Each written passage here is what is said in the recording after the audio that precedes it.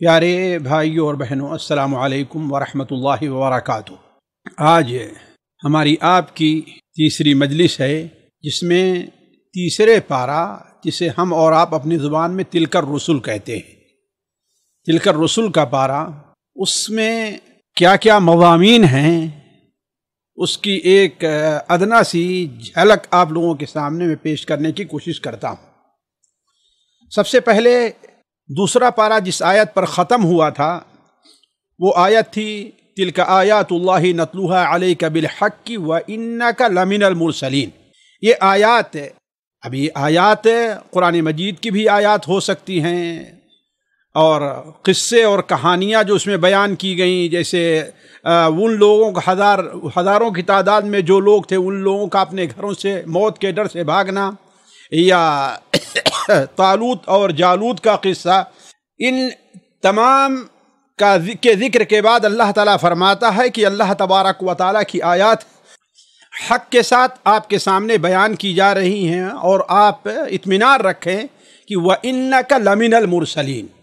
بلا شبہ اس میں کوئی شبہ نہیں ہے کہ آپ یقیناً مرسلین، رسولوں میں سے ہیں۔ یہود آپ کی خواہ کتنی ہی تکذیب کریں، قریش آپ کو کتنا ہی جھٹلائیں، اس سے آپ کی رسالت پر کچھ فرق نہیں پڑتا۔ تو اب چند آیات اللہ کے رسول صلی اللہ علیہ وسلم کے لیے بطور تسلی کے نازل ہوئیں۔ اللہ تعالیٰ فرماتا ہے تِلْكَ الرُّسُلُ فَضَّلْنَا بَعْضَهُمْ عَلَى بَعْضٍ۔ یہ رسول ہیں جن میں سے ہم نے بعض کو بعض پر فوقیت دی ہے، یعنی آپ اس سے پریشان نہ ہوں۔ آپ کے علاوہ اور بھی رسول آئے ہیں، انہیں بھی اللہ تعالیٰ نے بعض کو بعض ناحیے سے بعض پر فضیلت دی تھی، جیسے آپ کو تمام لوگوں پر فضیلت دی ہے، اور آپ کی امت کو، جیسا کہ آگے اللہ تعالیٰ پچھلے گزر چکا ہے کہ وَجَعَلْنَاكُمْ أُمَّةً وَسَطًا، ہم نے تمہیں امت وسط یعنی بہترین امت بنایا ہے، آپ کی امت کو ہم نے فضیلت دی ہے۔ ایسے ہی دوسرے رسول بھی آئے، بعض کو بعض پر بعض ناحیے سے فضیلت حاصل رہی، جن میں سے بعض فضیلت کا اللہ تعالیٰ نے ذکر فرمایا کہ منہم من کلم اللہ، بعض رسول ایسے ہیں جن سے اللہ تعالیٰ ہم کلام ہوا، جیسے ہمارے نبی صلی اللہ علیہ وسلم اور موسیٰ علیہ السلام ہیں، اور وآتینا عیسیٰ ابن مریم البینات، اور عیسیٰ ابن مریم کو ہم نے کھلی نشانیاں دیں، یعنی ایسی نشانی جیسا کہ آج ہی کے درس میں آئے گا کہ حضرت عیسیٰ علیہ السلام مادرزاد اندھے کو اللہ تعالیٰ کے حکم سے زندہ کر دیا کرتے تھے۔ تو آپ اطمینان رکھیں کہ آپ سے پہلے بھی رسول آئے، لیکن قوموں نے، تمام لوگ ان کی بات کو مانے نہیں۔ منہم من ہدی اللہ، بعض لوگ ایسے رہے جن کو اللہ تعالیٰ نے ہدایت دی، اور بعض ایسے رہے جنہوں نے رسولوں کو جھٹلایا ہے۔ تو یہ شروع میں اللہ تبارک و تعالیٰ کے رسول صلی اللہ علیہ وسلم کو بطور تسلی کے اللہ تعالیٰ نے یہ آیت تلک الرسل فضلنا بعضهم علی بعض نازل فرمائی۔ پھر اس کے بعد فوراً احکام کی طرف اللہ تعالیٰ نے کلام کا رخ پھیر دیا ہے۔ کیوں؟ اس لیے جیسا کہ میں اس سے پہلے کہہ چکا ہوں کہ اس سورت کے اندر جس قدر احکام بیان کیے گئے ہیں، کسی اور سورت میں اتنے احکام بیان نہیں کیے گئے، اسی لیے اس سورت یعنی سورہ بقرہ کو فسطاط القرآن کہا جاتا ہے۔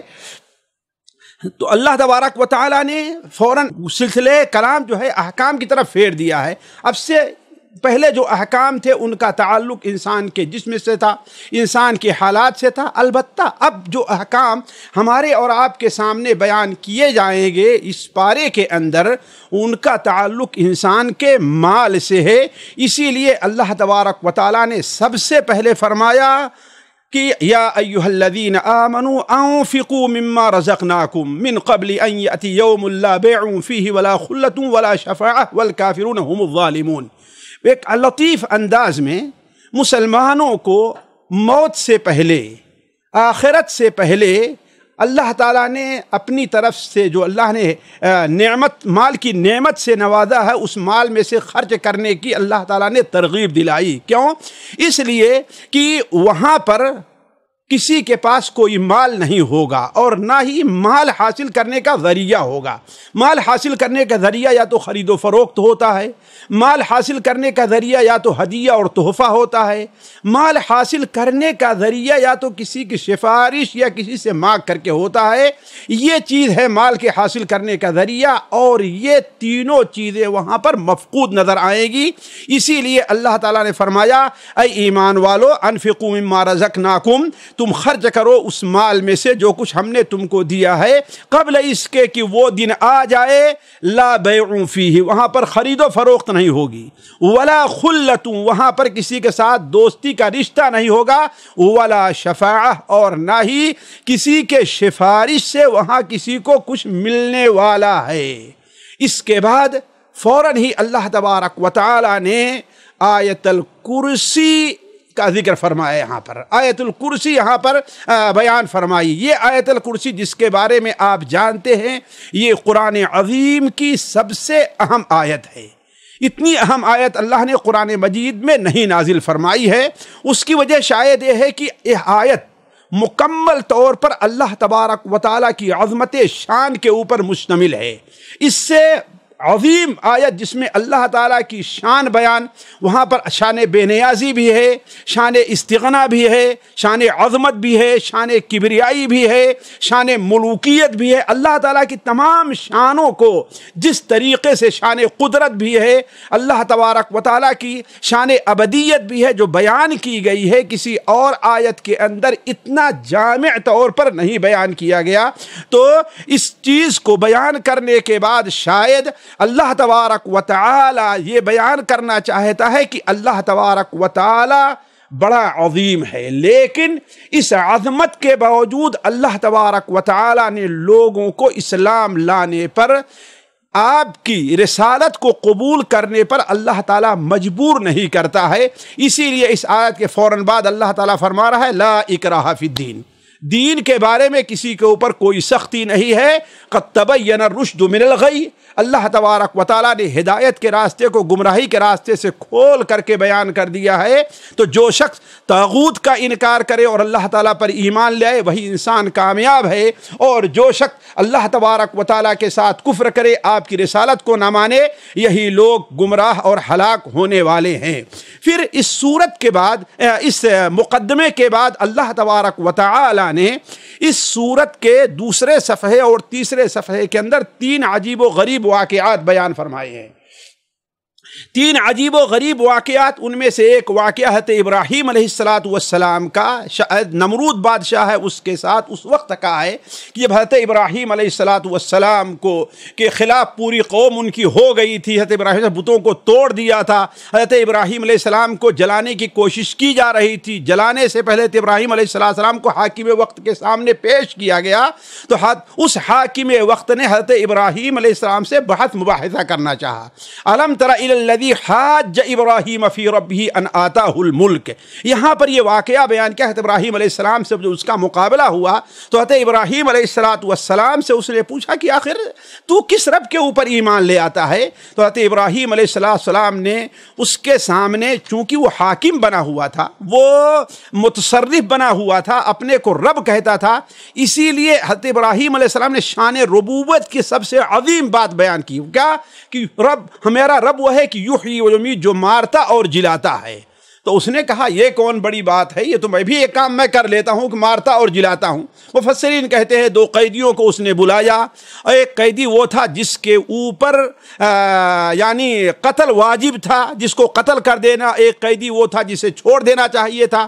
اس نے جس قیدی کے اوپر قتل واجب تھا اس کو آزاد کر دیا، گویا اسے زندہ کر دیا، اور جس قیدی کے اوپر آزادی تھی اسے قتل کر دیا۔ تو کہتا یہ کام تو میں بھی کر لیتا ہوں۔ حضرت ابراہیم علیہ السلام نے کہا کہ یہ کام تمہارے بس کا نہیں، مارنا اور جلانا یہ تم کھیل کر رہے ہو، لیکن اصل مارنا اور جلانا بڑا عظیم ہے، میں اس سے ایک چھوٹی چیز کا تم سے مطالبہ کرتا ہوں۔ وہ چیز کیا ہے کہا کہ میرا رب سورج کو مشرق سے لے آتا ہے، تم مغرب سے لے آ دو، اس کے اوپر وہ مبہوت اور بے زبان ہو کر کے رہے گا، اس کی کوئی بات نہیں چلی۔ دوسرا واقعہ حضرت عزیر علیہ السلام بیان کیا جاتا ہے کہ جب موسیٰ علیہ السلام سے پہلے ارمینیا شہر کو دشمنوں نے بالکل ویران کر دیا تھا، وہاں کے لوگوں کو قتل کر دیا تھا، تو حضرت عزیر اپنی گدھے پر سوار ہو کر کے ادھر سے گزر رہے تھے، گدھے پر سوار ہو کر کے ادھر سے گزر رہے تھے، تو دیکھا کہ افسوس کے ساتھ کہ کیا اب یہ دوبارہ شہر آباد ہو سکتا ہے، یہاں کے لوگ دوبارہ کبھی زندہ ہو سکتے ہیں؟ اللہ تبارک و تعالیٰ نے انہیں وہیں پر موت دے دی اور 100 سال تک وہ وہاں پر مردہ پڑے رہے۔ صبح کے وقت ان کی موت ہوئی تھی اور شام کے وقت 1 سال کے بعد جب ان کی 100 سال کے بعد 100 سال کے بعد جب دوبارہ وہ زندہ ہوئے تو انہیں وہ سمجھے کہ میں سو رہا تھا، حالانکہ اللہ تعالیٰ نے فرمایا کہ تم کتنا دن رہے؟ 100 سال تک سوتے رہے۔ دیکھو تمہارے گدھے کی ہڈی تک موجود نہیں ہے، ہڈی بوسیدہ ہو چکی ہے، لیکن اللہ کی قدرت سے تمہارا کھانا ابھی تک سڑا نہیں ہے۔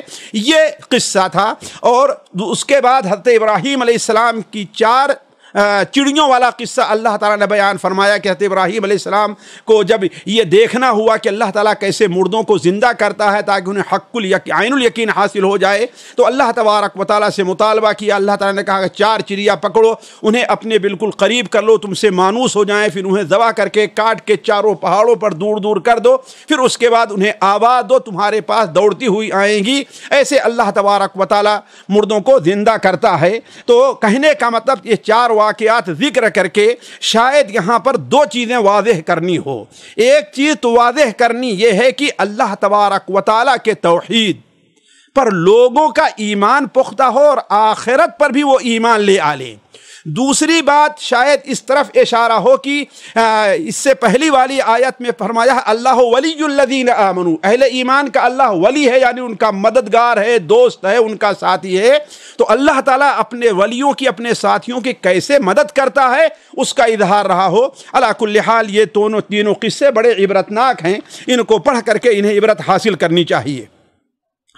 پھر اس کے بعد اللہ تبارک و تعالیٰ نے اپنے راستے میں خرچ کرنے کی ترغیب بھی دی ہے، ان کی فضیلت بھی بیان فرمائی ہے اور ان کے آداب بھی بیان فرمائے ہیں۔ ہمارے جو بھائی ان چیزوں کو اچھی طریقے سے سمجھنا چاہتے ہیں وہ صرف مثل الذین ينفقون فی سبیل اللہ کمثل حبۃ انبتت 7 سنابل فی کل سنبلۃ 100 حبہ، اس کو پڑھنا شروع کر دے کہ اللہ تعالیٰ نے کیسے اس کی فضیلت بیان فرمائی اور اس کے آداب بیان فرمائے کہ یہ خرچ جو ہونا چاہیے یہ مقبول کب ہوگا۔ 1 دانے کے عوض اللہ تعالیٰ 700 دانے کب دے گا؟ ایک نیکی کے عوض اللہ تعالیٰ کے راہ میں جب خرچ کرو گے تو 770 گنا کب ملے گا؟ 700 گنا کب ملے گا؟ 700 گنا کب ملے گا؟ جب کہ تمہارے اندر خلوص نیت پائی جائے۔ یہ پہلی چیز ہونی چاہیے۔ جیسے اللہ تعالیٰ فرمایا مثل الذین ينفقون اموالهم ابتغاء مرضات اللہ۔ دوسری چیز کیا ہونی چاہیے؟ اس میں من اور ادا نہیں پانا چاہیے۔ من کے معنی ہوتا ہے احسان جتلانا اور ادا کے معنی تکلیف دینا، دونوں میں فرق ہے۔ مثال کے طور پر آپ لوگوں کے سامنے کہتے رہیں، لوگوں کے سامنے جس کے اوپر کوئی احسان کیا ہے پیٹھ پیچھے کرتے رہیں کہ ہم نے فلاں کے ساتھ ایسا کیا ایسا کیا ایسا کیا، لیکن وہ آج اس کی قدر نہیں کر رہا، یہ تو من احسان جتانا ہے۔ اور خود اس کے سامنے آپ کہیے کہ ہم نے تمہارے ساتھ ایسا کیا، تمہارے ساتھ ایسا کیا، یہ گویا کی احسان کا اسے تکلیف اذیت پہنچانا ہے۔ تو اس کا ادب یہ ہے کہ وہ صدقہ کیا ہے؟ من اور ادا سے پاک ہو۔ اسی طریقے سے ریا اور نمود کا اس میں کوئی شائبہ نہیں پایا جانا چاہیے۔ نیز صدقہ جو دیا جائے وہ گھٹیا مال سے نہ دیا جائے۔ ان آیات کو آپ پڑھیں تو آپ کو اس کا اندازہ ہوگا۔ اور آخر میں صدقہ اور خیرات سے متعلق ایک بات اللہ تعالیٰ نے یہ بھی بیان فرمائی کہ تمہارا صدقہ اور خیرات صرف یہی نہیں کہ جو لوگ بھیک مانگتے ہیں انہی تک رہ جائے۔ کسی بھی معاشرے میں کچھ سفید پوش رہتے ہیں، اپنی حاجت کو اللہ کے علاوہ کسی کے سامنے ظاہر نہیں کرتے، لوگوں کے سامنے ایسا ایسا محسوس کرتے ہیں کہ ہاں ہمیں ضرورت نہیں ہے، لیکن فعلاً وہ ضرورت مند رہا کرتے ہیں۔ لا يسألون الناس الحافا، وہ لوگوں سے چپک کر کے وہ سوال نہیں کرتے، ایسے لوگوں کو بھی صدقہ اور خیرات دینا چاہیے۔ اس کے بعد اللہ تبارک و تعالی نے سود کا حکم اور اس کا بدل بیان کیا ہے۔ ان الذین، اللہ تعالیٰ نے بڑے واضح طور پر ان الذین یأکلون الربا لا یقومون الا کما یقوم الذی یتخبطہ الشیطان من المس، یہ اس صورت کے آخر میں، آخر سے 2 صفحہ پہلے اللہ تبارک و تعالیٰ نے سود کی حرمت، سود کے احکام، یہ تمام چیزیں بیان فرمائی ہیں۔ سود کی مثال، سود کھانے والے کی مثال ایسی دی ہے کہ قیامت کے دن وہ ایسے اٹھے گا گویا کوئی باولا ہے جس کے اوپر جن اور شیطان کا قبضہ ہو گیا ہے۔ اسی طریقے سے آپ نے یہ بیان فرمایا، اللہ تعالیٰ نے یہ بیان فرمایا کہ سود سے مال گھٹتا ہے، بڑھتا نہیں، جس کا اندازہ آج اس زمانے میں، ان صدی کے اندر عام طور پر لوگ کہہ رہے ہیں کہ سود ہی کی خباثت کی وجہ سے آج ساری دنیا اقتصادی طور پر کس طریقے سے پریشان ہے۔ اسی طریقے سے سود کے بارے میں اللہ تعالیٰ بیان فرمایا کہ اللہ اور اس کے رسول ساتھ بغاوت ہے، فَأْذَنُوا بِحَرْبٍ مِّنَ اللَّهِ وَرَسُولِهِ، اور سب سے خطرناک چیز جو سود کے بارے میں اللہ نے بیان فرمائی ہے، لوگ کم توجہ دیتے ہیں، وہ کیا ہے کہ سود کا جہاں پر احکام ختم ہیں وہیں پر اللہ نے فرمایا وَاتَّقُوا يَوْمًا تُرْجَعُونَ فِيهِ إِلَى اللَّهِ، اس دنیا میں تم بچ جاؤ گے، اس دنیا میں سارا معاملہ تمہارا حل ہو جائے گا، لیکن وَاتَّقُوا يَوْمًا، اے سود کھانے والو اس دن سے بچو، ڈرو تم جس دن اللہ تبارک و تعالیٰ کی طرف تمہیں لوٹایا جائے گا اور اللہ تعالیٰ تمہیں اس دن پورا بدلہ دے گا۔ اس کے بعد اللہ تبارک و تعالیٰ نے قرض اور لین دین کے احکام بیان فرمائے کہ قرض لینا ہے کسی سے یا دینا ہے تو لکھ لینا چاہیے۔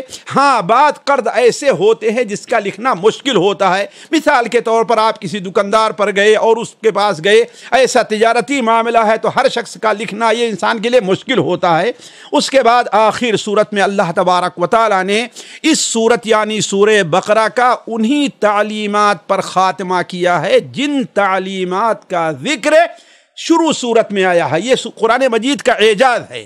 ہمارے وہ بھائی جو قرآن اور اس کی تفسیر سے دلچسپی رکھتے ہیں انہیں یہ بات سمجھ لینی چاہیے کہ اللہ تبارک و تعالی عموماً آپ دیکھیں گے کہ جو صورت جس مضمون سے شروع ہوتی ہے اسی مضمون پر جا کر کے ختم ہوتی ہے، بلکہ بسا اوقات دیکھیں جن الفاظ سے شروع ہوتی ہے اس کے متضاد لفظ یا اسی الفاظ پر جا کر کے وہ صورت ختم بھی ہوتی ہے۔ آپ اگر قرآن مجید کا مطالعہ اس ناحیے سے کریں تو آپ کے سامنے یہ بات واضح ہو جائے گی۔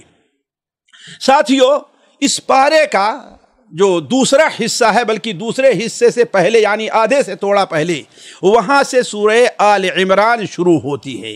یہ آل عمران قرآن مجید سورہ بقرہ کے طریقے سے بڑی اہمیت کی حامل ہے۔ سورہ بقرہ کے فضائل میں جس طریقے سے ہے، اللہ کے رسول صلی اللہ علیہ وسلم نے بیان فرمایا کہ قیامت کے دن ایسے آئے گی گویا یہ 2 سائبان ہیں یا دونوں بدلی ہیں یا چڑیوں کے 2 جھنڈ ہیں۔ اسی طریقے سے اس سورت کی اہمیت جو سب سے زیادہ ساتھیو یہ ہے کہ یہ سورت، ذرا غور کریں آپ، دین پر استقامت سے لے کر کے شروع ہوئی ہے اور بالکل اسی مضمون پر یا ایھا الذین آمنوا اصبروا وصابروا ورابطوا استقامت ہی بجا کر ختم ہوئی ہے۔ یہ چیز آپ نوٹ کریں، اس صورت کے اندر بھی جس مضمون سے یہ شروع ہو رہی ہے، بلکہ بعض مفسرین نے تو یہاں تک لکھا ہے کہ اس صورت کو اگر بیان کیا جائے کہ اس کا اصل نزول کا مقصد کیا ہے یا اصل مضمون کیا ہے تو اس کا اصل مضمون دین پر استقامت اور ثابت قدمی ہے۔ اس کے اللہ تعالیٰ نے متعدد پیرائے میں اور متعدد مثالوں سے بیان فرمایا ہے۔ تو یہ صورت بڑی اہم ہے۔ اس صورت کو اللہ تبارک و تعالیٰ نے 2 حصوں میں تقسیم کیا ہے اور دونوں حصے تقریباً دیکھیں گے آپ تقریباً برابر ہے۔ ایک حصے میں بنو اسرائیل کے دوسرے شعبے یعنی نصارہ، پہلا شعبہ یعنی یہود، ان کا ذکر سورہ بقرہ میں ہوا تھا، بلکہ آپ دیکھیں تو شروع سے آخر تک لے کر کے یہ سورہ بقرہ یہود اور ان کے غلط نظریات کی تردید میں ہے۔ ایسے ہی اگر آپ دیکھیں تو سورہ آل عمران نصارہ اور ان کے غلط خیالات اور نظریے کے تردید میں ہیں۔ اس صورت کا زمانہ نزول تقریباً کہا جاتا ہے کہ غزوہ بدر اور احد کے بعد ہے، اسی لیے اس صورت کے اندر خصوصی طور پر غزوہ بدر اور احد اور اس میں مسلمانوں سے کیا کوتاہی ہوئی، مسلمانوں سے بسا اوقات کیا کمیاں پیش رہیں، اللہ تبارک و تعالیٰ نے اس کو واضح کیا ہے اور اس کی اصلاح کی ہے۔ علی کل حال اس سورت کی ابتدا اللہ تبارک و تعالیٰ کی توحید اور نبی کریم صلی اللہ علیہ وسلم کی رسالت کے اس بات سے ہوئی ہے۔ چنانچہ اللہ تعالیٰ فرماتا ہے الف لام میم اللہ لا الہ الا هو الحی القیوم نزل علیک الکتاب بالحق۔ اللہ لا الہ توحید تھی، ونزل علیک الکتاب بالحق سے اللہ تبارک و تعالیٰ نے رسالت کا اثبات کیا ہے۔ اسی طریقے سے اللہ تبارک و تعالیٰ نے اس سورت کے اندر ابتدا ہی سے عیسائیوں کی غلطیوں پر تنبیہ کی ہے، اور میں چاہوں گا کہ جو لوگ تفسیر سے دلچسپی لیتے ہیں وہ اس پر غور کریں۔ عیسائیوں کے اندر جو خرابی پیدا ہوئی تھی اس کی دو وجہ تھی، دو فتنوں کے اندر مبتلا ہونا تھا۔ ایک فتنہ شبہات تھا اور دوسرا فتنہ شہوات تھا، اور انہی دونوں فتنوں نے آج امت مسلمہ کو اپنے گھیرے میں لے لیا ہے۔ اس لیے اس صورت پر خصوصی توجہ دینی چاہیے۔ فتنہ شبہات اور فتنہ شہوات۔ فتنہ شبہات کیا ہے ساتھیو؟ یعنی انسان کو اپنے دین کے بارے میں، دین کی تعلیم کے بارے میں یقین نہ رہ جائے۔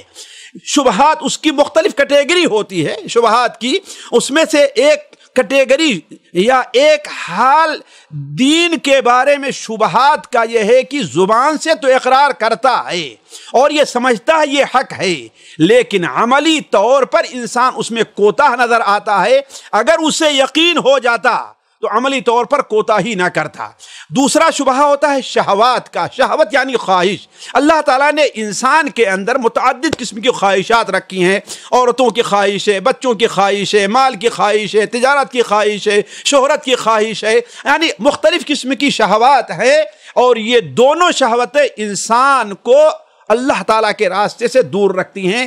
اس سورت کا آپ پہلا صفحہ اور دوسرا صفحہ دیکھیں تو اللہ تبارک و تعالیٰ نے ان دونوں شبہات کا ذکر کیا ہے۔ پہلے شبہات سے متعلق اللہ تبارک و تعالیٰ ارشاد فرماتا ہے هو الذی ينزل علیک الکتاب منہ آیات محکمات ہن ام الکتاب واخر متشابہات۔ اللہ تعالیٰ ہی کی ذات ہے جس نے آپ پر کتاب نازل فرمائی، اس کتاب میں کچھ آیات محکمات ہیں جو اصل کتاب ہیں، جو کتاب کا اصل حصہ ہے، وَأُخَرُ مُتَشَابِهَاتٍ، اور کچھ آیات ایسی ہیں جو متشابہات میں ہیں۔ تو فَأَمَّا الَّذِينَ فِي قُلُوبِهِمْ زَيْغٌ، وہ لوگ جن کے دلوں میں ٹیڑھی ہے، فَيَتَّبِعُونَ مَا تَشَابَهَ مِنْهُ، انہی آیات کے پیچھے پڑھتے ہیں جو متشابہ ہیں۔ کیوں؟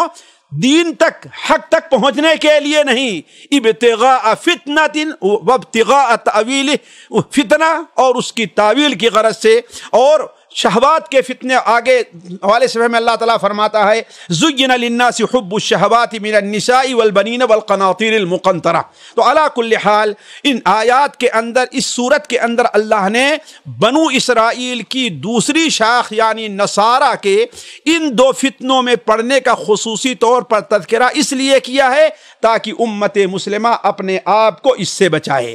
اس کے بعد ساتھیو آیت نمبر 15 سے لے کر کے 32 تک آخرت پر ایمان کی طرف توجہ دلائی گئی ہے۔ اللہ تبارک و تعالیٰ کی وحدانیت پر زور ہے، اللہ کی کتاب کی طرف خصوصی اللہ کی کتاب پر ایمان لانے اور نبی صلی اللہ علیہ وسلم کی اتباع کی دعوت دی گئی ہے۔ بصورت دیگر اللہ تعالیٰ نے انہیں عذاب کی دھمکی دی ہے۔ بڑی مشہور آیت ہے، آپ اس کو سنتے ہیں، شہد اللہ انہ لا الہ الا هو والملائکہ، اللہ گواہی دیتا ہے، فرشتے گواہی دیتے ہیں، اور حق کے ساتھ انصاف ور علماء گواہی دیتے ہیں کہ لا الہ الا هو، اللہ کے علاوہ کوئی معبود نہیں ہے۔ اس کے بعد یہود و نصارہ کے زعم باطل ان کا جو اپنا گمان تھا کہ ہم اللہ تعالیٰ کے شعب اللہ المختار ہیں، اللہ تعالیٰ کے چہیتے ہیں، اللہ تبارک و تعالیٰ کے پیارے ہیں، اسی لیے اولاً اللہ تبارک و تعالیٰ ہمیں آخرت میں جہنم کا عذاب نہیں دے گا، اور دنیا میں اللہ تعالی ہمیں حکومت اور سیادت سے نوازے گا۔ اس چیز کی بھی تردید اللہ تبارک و تعالی نے بڑے واضح انداز فرمائی ہے۔ چنانچہ آپ پڑھیں 24 نمبر آیت، لن تمسنا النار الا ایام معدودات، اس کے میں اللہ تبارک و تعالی نے ان کی تردید کی۔ اس کے بعد اللہ تعالی نے ان کی اس خام خیالی، جو یہ سمجھتے تھے کہ ہاں بھائی ہمارے اوپر کوئی عذاب نہیں ہے، اللہ نے ان کی تردید فرمائی اور فرمایا فَكَيْفَ إِذَا جَمَعْنَاهُمْ لِيَوْمٍ لَا رَيْبَ فِيهِ۔ اس وقت کو بھی یاد رکھو، آج اللہ کے چہیتے ہونے کا دعویٰ کرتے ہو، جو دن ہمیں آنے والا ہے اس میں کوئی شبہ نہیں ہے۔ وَأُوفِّيَتْ كُلُّ نَفْسٍ مَّا كَسَبَتْ، اور ہر نفس جو اس دنیا میں کمایا ہے اللہ تعالیٰ اس کو پورا بدلہ دے گا۔ اور یہ بھی اللہ نے واضح فرمایا کہ یہ ملک کا مالک کون ہے؟ اللہ تبارک و تعالی ہے۔ مالک الملک کون ہے؟ اللہ ہے۔ جس کو چاہتا ہے ملک دیتا ہے، جس سے چاہتا ہے چھین لیتا ہے۔ اگر تم اپنی بدعقیدگی اور بد کرداری سے باز نہیں آئے تو اب اس ملک کے تم سے چھین جانے کا وقت آ گیا ہے کہ عرب کے ان صحرا نشینوں کو تمہارا ملک دے دیا جائے۔ پھر آخر میں اللہ تبارک و تعالیٰ نے ان کے اس دعوے کی کہ ہاں ہم اللہ تعالیٰ کے شعب اللہ المختار ہیں لہذا ہمیں عذاب نہیں ہوگا، اللہ نے ان کی تردید ان الفاظ میں بیان فرمائی کہ کل ان کنتم تحبون اللہ فاتبعونی یحببکم اللہ۔ اگر تم یہ سمجھتے ہو کہ اللہ تعالیٰ تم سے محبت کرتا ہے، اللہ تم سے محبت کرے، تو اس کا ایک واحد اب ذریعہ رہ گیا ہے کہ فاتبعونی، یعنی محمد صلی اللہ علیہ وسلم کی اتباع کرو تو اللہ تعالیٰ تم سے محبت کرے گا۔ پھر ساتھیو، اللہ تبارک و تعالیٰ کے ان عقائد کی اصلاح کے بعد اللہ تبارک و تعالیٰ نے کلام کا رخ بعد نصارہ کی جو خاص غلطیاں تھیں ان میں سے ایک کے اوپر اللہ تبارک نے کلام کا رخ پھیر دیا ہے۔ مثال کے طور پر یہودی یہ سمجھتے تھے کہ حضرت عیسیٰ علیہ السلام اللہ تعالیٰ کے بیٹے ہیں، لیکن اللہ تبارک و تعالیٰ نے اس کی تردید فرمائی اور اللہ نے بیان فرمایا کہ ان اللہ اصطفیٰ آدم و نوح و آل ابراہیم و آل عمران العالمین۔ اللہ اکبر۔ تو ساتھیو، میں کہہ رہا تھا حضرت عیسیٰ ابن مریم علیہ السلام کی پیدائش، یہ پہلی جگہ قرآن مجید میں حضرت عیسیٰ علیہ السلام کی پیدائش کا ذکر ذرا تفصیل سے آیا ہے کہ حضرت عیسیٰ علیہ السلام کی نانی جو عمران کی بیٹی تھی، عمران بنو اسرائیل میں دو گزرے ہیں اور دونوں بڑی اہمیت کے حامل تھے۔ ایک عمران حضرت ہارون علیہ السلام موسیٰ علیہ السلام کے والد، اور دوسرے عمران حضرت جو ابراہیم علیہ حضرت عیسیٰ علیہ السلام اور حضرت یحییٰ علیہ السلام، ان کے سمجھیے کہ نانا یہ عمران یہ دو تھے۔ تو یہاں پر جن کا ذکر ہے وہ اسی بعد والے عمران کا ہے، جن کی بیٹی نہیں، جن کی بیوی جن کا نام حنا بتایا جاتا ہے، انہوں نے نظر مانی، جب اللہ تعالیٰ نے انہیں امید سے کیا تو انہوں نے نظر مانی کہ میرے پیٹ میں جو اولاد ہوگی میں اسے دین کی خدمت کے لیے وقف کر دوں گی، میں اسے آزاد کر دوں گی کہ بیت اللہ شریف کی خدمت کرے۔ لیکن کرنا یہ کہ اللہ تبارک و تعالیٰ نے انہیں بیٹی دی، لیکن چونکہ نظر مان چکی تھی لہذا اسے وقف کر دیا۔ یہ تھی حضرت مریم۔ حضرت مریم علیہ السلام یا حضرت مریم کی کفالت حضرت زکریا کو دی گئی۔ حضرت زکریا بھی لا ولد تھے، ان کے کوئی اولاد نہیں تھی۔ حضرت زکریا کی بیوی بھی جو ہے کیا تھی؟ حضرت مریم کی والدہ کی بہن تھی، یعنی گویا کی خالہ۔ تو اس طریقے سے حضرت زکریا ان کی کفالت میں وہ آئیں تو اللہ تبارک و تعالیٰ نے مریم کو کرامات سے نوازا تھا، جن کی بعض کرامات کو دیکھ کر کے، جیسے گرمی کا پھل سردی کے موسم میں، سردی کا پھل گرمی کے موسم میں، حضرت زکریا لا ولد تھے اور بوڑھے ہو گئے تھے، انہیں بھی خواہش پیدا ہوئی کہ جو اللہ اس پر قادر ہے وہ ہمیں اولاد دینے پر قادر ہے، تو انہوں نے اللہ تبارک و تعالیٰ سے دعا کی، تو وہاں پر ایسے زکریا کی پیدائش ہوئی، حضرت مریم سے حضرت عیسیٰ علیہ السلام کی پیدائش ہوئی۔ عیسیٰ علیہ السلام کو اللہ تعالیٰ نے بڑے معجزات سے نوازا۔ ان میں ایک معجزہ یہ تھا، کہتے عیسیٰ علیہ السلام مادرزاد، اندھے کو، کوڑھی کو اللہ اللہ تعالیٰ کے حکم سے جو ہے شفا دے دیتے تھے، کوئی آدمی مر جاتا تو اللہ تبارک و تعالیٰ کے حکم سے اسے زندہ کر دیتے تھے۔ یہ پورا قصہ اللہ تبارک و تعالیٰ نے اس سورت کے اندر 2-3 صفحے کے اندر، بلکہ 4 صفحہ دیکھ لیں اس کے میں بیان کیا ہے۔ اس سے میں سمجھتا ہوں کہ امت مسلمہ کو جو سبق دینا تھا، ہمارے لیے جو باعث عبرت ہے، اس پر ہمیں توجہ دینی چاہیے۔ ایک تو یہ کہ اللہ تعالیٰ کے نزدیک مقبولیت جسے اصطفیٰ ہے، یہ اللہ تبارک و تعالیٰ کی دین تو ہے، لیکن اس میں بندے کو خود اس کے اپنے کردار کا اور اپنے اللہ کے لیے قربانی کا ہی بہت بڑا دخل ہے۔ یعنی اللہ تعالیٰ نے جس طریقے سے مریم، ان کی والدہ، ان کے بیٹے کو اللہ تعالیٰ نے یہ انتخاب کیا، انہیں چنا، ان میں انہوں نے بھی دین کے لیے بڑی قربانیاں دی، جس کے عوض اللہ تعالیٰ نے نوازا ہے۔ دوسری چیز، عمل خیر میں نیت، اچھی نیت کا بہت بڑا دخل ہے، بہت بڑا دخل ہے کہ نیت کیا ہونی چاہیے، ہماری شروع سے خیر کی ہونی چاہیے، اللہ تعالیٰ اس میں برکت دیتا ہے۔ اسی طریقے سے انسان کو جو سب سے بڑی نیت کرنی چاہیے وہ یہ ہے دین کی خدمت کے لیے اور دین کے لیے وقف کرنا چاہیے۔ اور میں سمجھتا ہوں مثالوں سے پیش کر سکتے ہیں کہ جن والدین نے اس چیز کی نیت کی ہے، اللہ تعالیٰ نے ان کی نیت میں برکت عطا فرمائی ہے۔ تو علی کل حال بڑے ہی فائدے ہمیں اور آپ کو ملتے ہیں۔ ان میں سے ایک فائدہ یہ بھی ملتا ہے کہ معجزہ اور کرامت یہ نبیوں اور ولیوں کے اپنے ہاتھ میں نہیں ہوتا ہے۔ اسی لیے حضرت عیسیٰ علیہ السلام نے کیا کہا تھا؟ انی قد جئتکم بآیۃ من ربکم، اللہ تعالیٰ کی طرف سے میں ایک معجزہ نشانی لے کر کے آیا ہوں۔ کیا؟ انی اخلق لکم من الطین، میں تمہارے لیے مٹی سے چڑیے کا ایک ڈھانچہ بناتا ہوں، اس میں پھونک ماروں گا تو فیکون طیرا باذن اللہ، اللہ تعالیٰ کے حکم سے وہ چڑیا بن جائے گی۔ وابرئ الاکمہ والابرص واحیی الموتى باذن اللہ، میں مردوں کو زندہ کر دیتا ہوں، برس والے کو شفا دے دیتا ہوں، اور اکمہ کو بھی اسے شفا مل جاتی ہے، لیکن کس نے؟ باذن اللہ، اللہ تعالیٰ کے حکم سے۔ تو گویا یہ سبق ملتا ہے کہ معجزے کا لانا یا کرامت کا ظاہر کرنا انسان کا اپنے بس میں نہیں ہے۔ علی کل حال یہ سلسلہ حضرت عیسیٰ علیہ السلام کا چل رہا ہے۔ پورا قصہ بیان کرنے کے بعد یہودی نصارہ کو اللہ تبارک و تعالیٰ نے دعوت دی ہے نبی صلی اللہ علیہ وسلم پر اسلام قبول کرنے کے لیے، اور کہا اسلام نہیں قبول کرتے ہو تو اللہ تبارک و تعالیٰ تمہیں دنیا اور آخرت میں رسوا کرے گا۔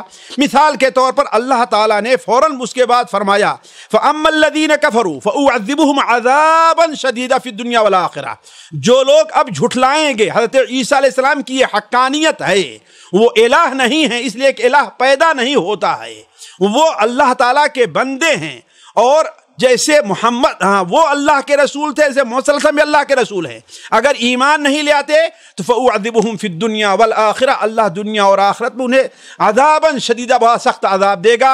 اور جو لوگ ایمان لے آئے اور نیک عمل کیے، اللہ تبارک و تعالیٰ انہیں اجر سے نوازے گا۔ اللہ تعالیٰ ظالموں کو پسند نہیں کرتا۔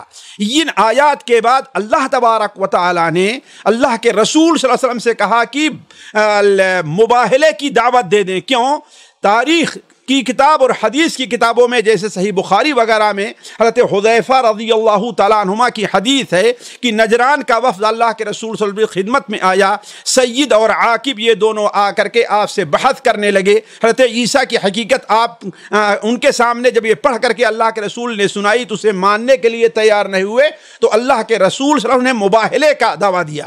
مباہلہ یہ ہوتا ہے کہ انسان اپنی اولاد، اپنے مال کو لے کر کسی کے سامنے ہو کہ اگر میں ناحق ہوں تو میں اور میرے مال اولاد سارا کا سارا ہلاک ہو جائے، چنانچہ اس میں ذریت اپنی اولاد کو بھی ساتھ رکھنا پڑتا ہے۔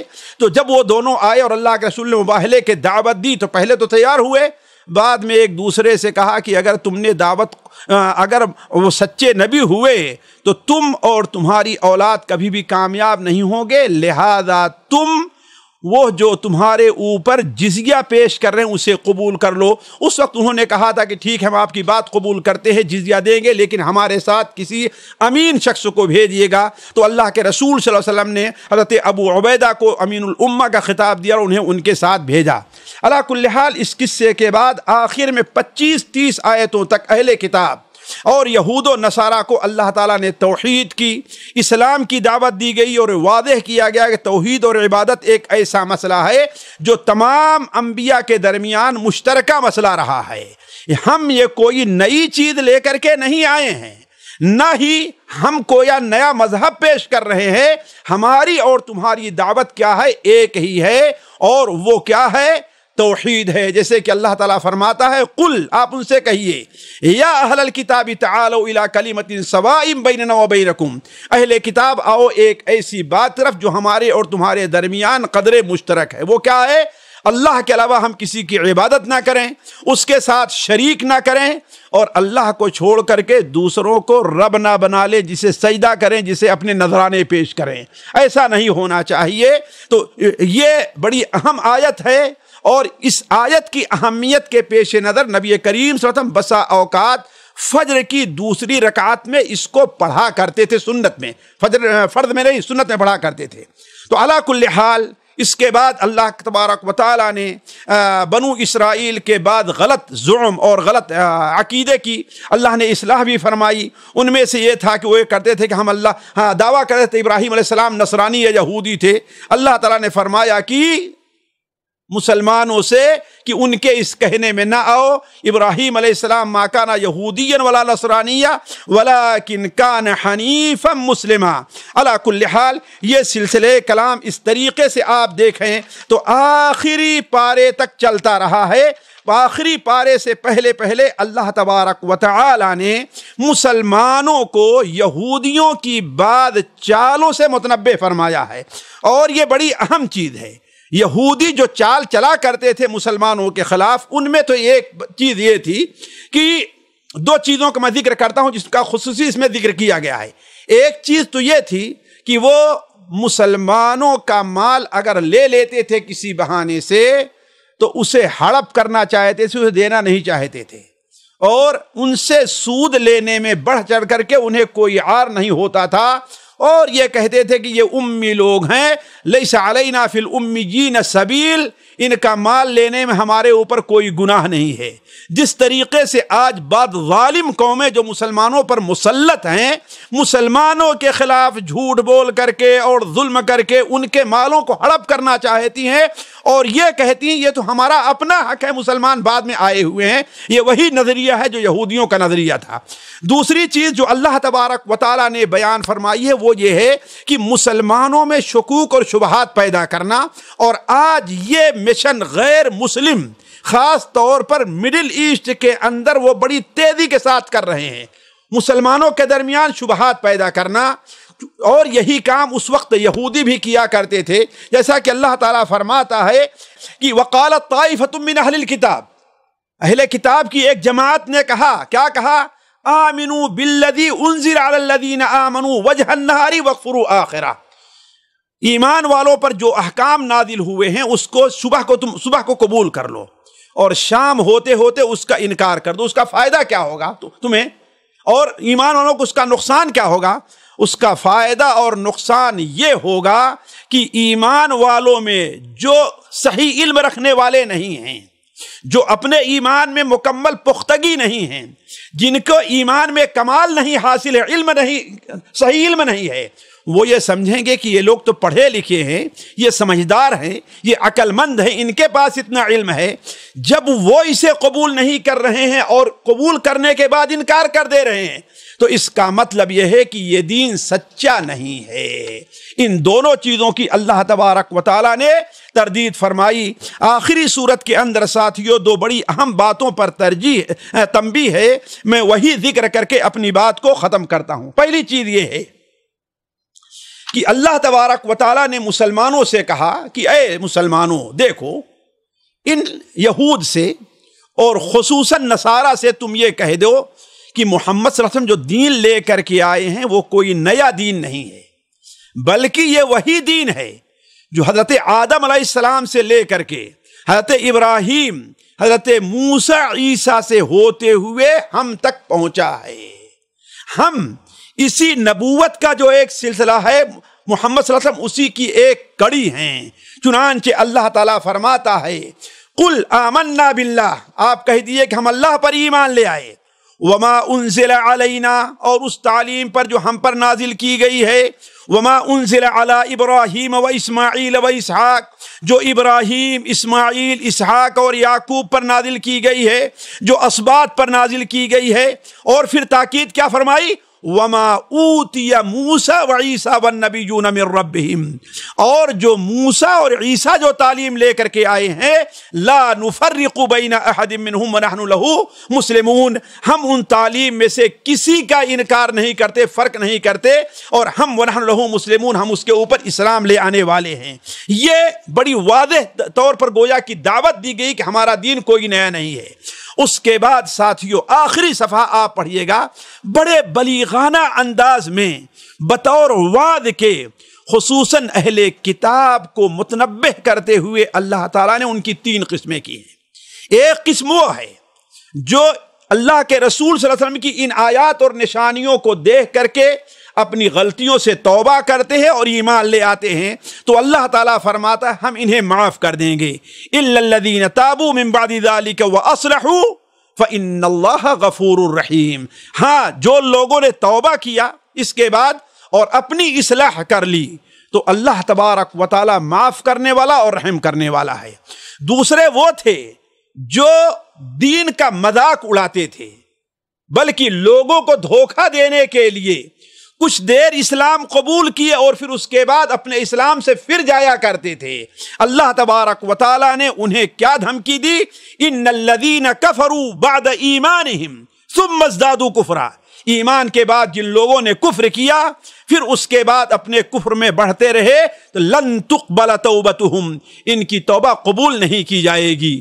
ساتھیوں یہاں سے درس لینا ہے، وقت نہیں ہے کہ میں آپ کے سامنے تفصیل سے رکھوں کہ دین کی باتوں کو سمجھ کر کے، جان کر کے، دین کی حقیقت کو جان کر کے، پہچان کر کے، پھر اس بارے میں کوتاہی سے کام لینا، بے دینی کی طرف جانا اور اہل دین کا مذاق اڑانا، یہ ایسا جرم ہے کہ ایسے لوگوں کو اللہ تبارک و تعالیٰ توبہ کی توفیق نہیں دیتا ہے۔ جا کے پڑھ دوبارہ، ان الذین کفروا بعد ایمانہم، جن لوگوں نے اپنے ایمان لانے کے بعد کفر کیا، ثم ازدادوا کفرا، پھر اپنے کفر میں بڑھتے رہے ہیں، لن تقبل توبتہم، اللہ ان کی توبہ قبول نہیں کرے گا۔ اور آخر میں وہ لوگ جو کافر ہی رہے، جو اسلام کے قریب آئے ہی نہیں، دین کو سمجھنا چاہے ہی نہیں، دین کی بات پر عمل کرنا ہی نہیں چاہا، اس پارے کی آخری آیت میں اللہ تعالیٰ فرماتا ہے ان الذین کفروا وماتوا وہم کفار، جن لوگوں نے کفر کیا اور کفر ہی کے اوپر ان کی موت ہو گئی، فلن يقبل من احدهم ملء الارض ذهبا ولو افتدى به، اگر ضمیر بھر سونا وہ قیامت کے دن بطور فدیہ کے دینا چاہیں کہ وہ اللہ کے عذاب سے چھوٹ جائیں تو اللہ تبارک و تعالیٰ اسے قبول نہیں کرے گا۔ اولئک لہم عذاب علیم وما لہم من ناصرین، یہ وہ لوگ ہیں جنہیں دردناک عذاب ہوگا اور ان کی مدد کرنے والا کوئی نہیں ہوگا۔ ان تینوں گروہوں کو سامنے رکھ کر کے مسلمانوں کو اپنے اندر جو لوگ ہیں انہیں عبرت حاصل کرنا چاہیے کہ انہیں کس گروپ میں بننا ہے۔ اللہ تعالی ہمیں اور آپ کو پہلے گروپ میں بنائے کہ جن لوگوں نے توبہ کیا اور اپنی اصلاح کر لی، اللہ تعالیٰ ان کے لیے غفور اور رحیم ہوگا۔ اللہ تعالیٰ سے دعا ہے کہ اللہ تبارک و تعالیٰ ہمیں اور آپ کو قرآن مجید کے ساتھ جڑے رہنے اور قرآن کو اپنے دل کی بہار بنانے کی توفیق عطا فرمائے۔ والسلام علیکم ورحمۃ اللہ وبرکاتہ۔ سامعین کرام، ہمارے علمی اور عوامی دروس اور سوال و جواب کی مجلسوں سے آپ خود بھی مستفید ہوں اور اپنے دوست و احباب کے ساتھ بھی شیئر کریں۔ عین ممکن ہے کہ آپ کے شیئر سے کسی کی اصلاح اور آپ کے لیے صدقہ جاریہ بن جائے۔ واٹس ایپ پر اسلامک میسج حاصل کرنے کے لیے نمبر نوٹ فرمائیں: یعقوب عزیز 009665089590707۔ واٹس ایپ سوال جواب گروپ میں ایڈ ہونے کے لیے نمبر نوٹ فرمائیں: عبدالسلام عمری 0096650262762۔ نمبر بھیجتے ہوئے نام اور پتہ ضرور لکھیں۔ اسی طرح ہمارے یوٹیوب چینل اسلامی دعویٰ کو ضرور سبسکرائب کریں تاکہ ہماری ہر نئی اور اہم ویڈیو کی اطلاع آپ کو فوری حاصل ہو جائے۔ تمام دروس، مقالات اور سوال و جواب سیریز کے لیے ہماری مشہور ویب سائٹ www.islamidawah.com کا مشاہدہ کرتے رہیں۔ السلام علیکم ورحمۃ اللہ وبرکاتہ۔